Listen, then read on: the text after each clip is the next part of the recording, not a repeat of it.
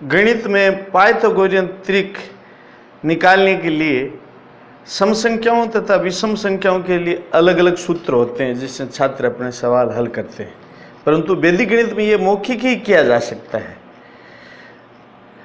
आप सभी जानते हैं कि पाइथागोरियन त्रिक में कर्ण, लंब व आधार का माप होती है तथा उनका एक निश्चित अनुपात होता है।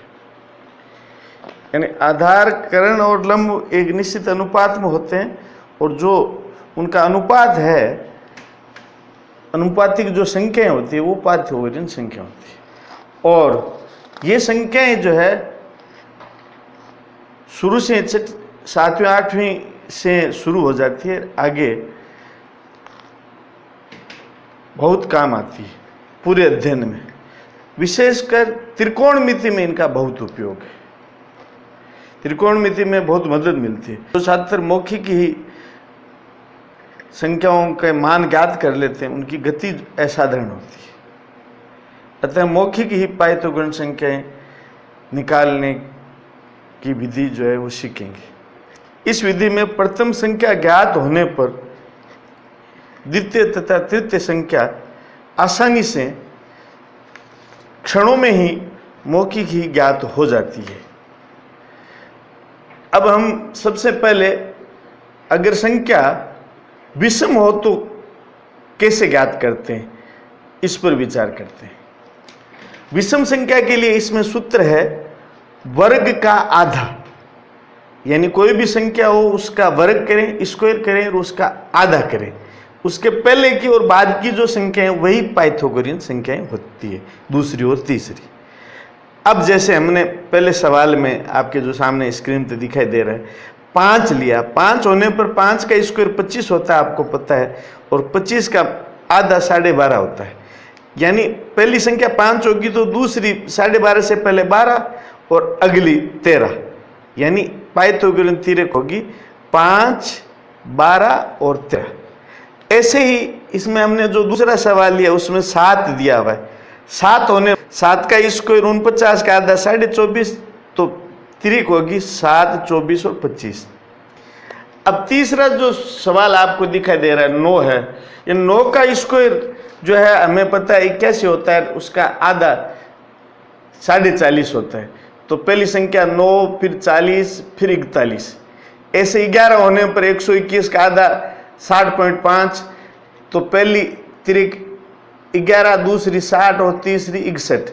ऐसे 13 होने पर इसका स्क्वायर 169 का आधा 24.5, तो प्रथम संख्या यदि 13 होगी तो अगली 84 और उससे अगली 85। ऐसे 3 होने पर 3 का स्क्वायर 9 होता है, आधा 4.5, तो पहली 3, दूसरी 4 और तीसरी 5। इस तरह पाइथागोरियन संख्या होती है।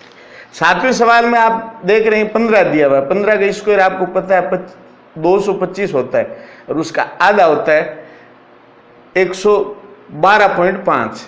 तो पहली संख्या 15 होगी तो दूसरी 112 होगी, तीसरी 113 होगी। ऐसे 17 होने पर 17 का स्क्वायर 289 होता है और उसका आधा होता है 144.5। तो पहली 17 होगी तो दूसरी संख्या 144 और तीसरी 145। इसी तरह अन्य संख्या हम जो है ज्ञात करेंगे। अब यदि अगर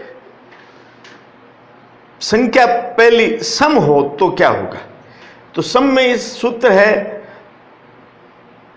आधे का वर्ग, यानी कोई भी जो संख्या दी है उसका आधा करेंगे और उसका स्क्वायर करेंगे, उसके पहली और अगली संख्याएं जो पाइथागोरियन संख्या होगी। तो पहले सवाल में 10 दिया हुआ, आपको पता है 10 का आधा 5 होता है और उसका स्क्वायर 25। तो पहली संख्या 10 होगी तो दूसरी 25 से पहले 24 और फिर अगली 26, यानी 10, 24 और 26। ऐसे 12 का स्क्वायर होता है, 12 का आधा होता है 6 और 6 का 36, तो 12 पहली, दूसरी 35 और तीसरी 37। ऐसे 14 होने पर जो है 14 का स्क्वायर आधा 7 होता है, उसका स्क्वायर 49, तो पहली 14, दूसरी 48 और तीसरी 50। ऐसे चौथे सवाल में आपके सामने दी हुई है 16, उसका आधा 8 और स्क्वायर 64, तो पहली 16, दूसरी 63 और तीसरी 65। ऐसे 6 होने पर 3 का स्क्वायर 9 और संख्या बनेगी त्रिक 6, 8 और 10। ऐसे 8 होने पर 4 का स्क्वायर 16, तो पहली 8, दूसरी 15, तीसरी 17। ऐसे 9 होने पर 18 होने पर उसका आधा 9 का स्क्वायर 81, और पहली 8, दूसरी 80 और तीसरी 82। ऐसे 20 होने पर उसका आधा 10 का स्क्वायर 100, तो पहली 20, दूसरी 89 और तीसरी 101।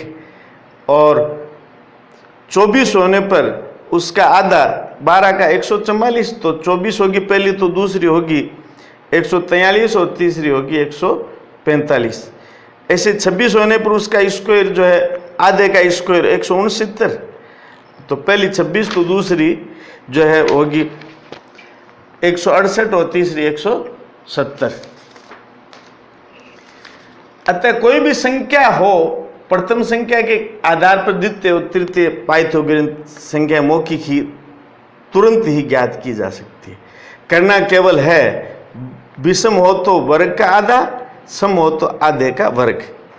प्राप्त संख्याओं के पूर्व तथा बाद के पूर्णांक अंक ही अभीष्ट उत्तर है। अतः हम पुनः इस दोहराएं सूत्र को, विषम हो तो वर्ग का आधा, सम हो तो आधे का वर्ग। फिर दोहराएं, विषम हो तो वर्ग का आधा, सम हो तो आधे का वर्ग। सिर्फ हमें इतना ही करना है। ये हमें याद हो गया, ये बहुत आसान है, याद हो गया तो कोई भी जो है पाइथागोरियन थ्योरम हम ज्ञात कर सकते हैं।